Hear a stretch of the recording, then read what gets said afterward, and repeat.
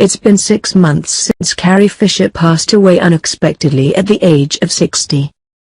To say she's still missed would be an understatement. On December 23, Carrie was on a flight from London to Los Angeles when she had a massive heart attack.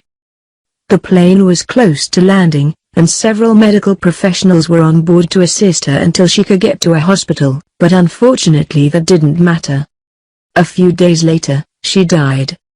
In January, a coroner listed Carrie's cause of death as cardiac arrest, deferred, which was a bit curious.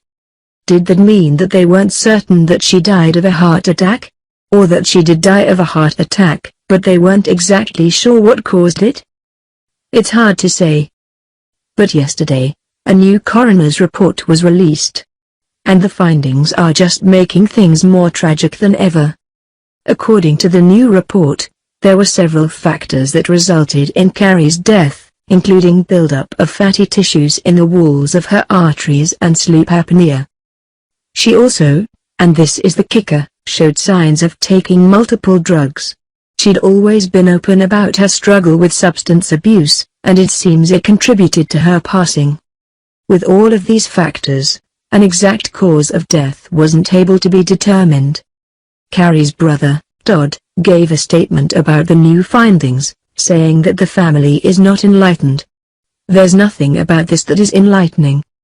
I will tell you," he added, "from my perspective that there's certainly no new news that Carrie did drugs."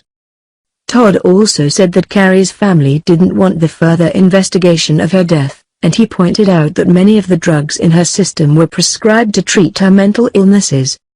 According to him, smoking and those medications exacerbated her heart condition, and if you want to know what killed her, it's all of it. But does he blame the doctors that prescribed those medications? They were doing their best to cure a mental disorder, he explained. Can you really blame them? Without her drugs, maybe she would have left long ago. Carrie's daughter, Billie Lourd, also gave a statement about the new report, saying that my mom battled drug addiction and mental illness her entire life. She ultimately died of it. She was purposefully open in all of her work about the social stigmas surrounding these diseases. She talked about the shame that torments people and their families confronted by these diseases. Billie continued. I know my mom, she'd want her death to encourage people to be open about their struggles. Seek help. Fight for government funding for mental health programs. Shame and those social stigmas are the enemies of progress to solutions and ultimately a cure. Love you Mombi, she finished. As always, rest in peace, Carrie Fisher.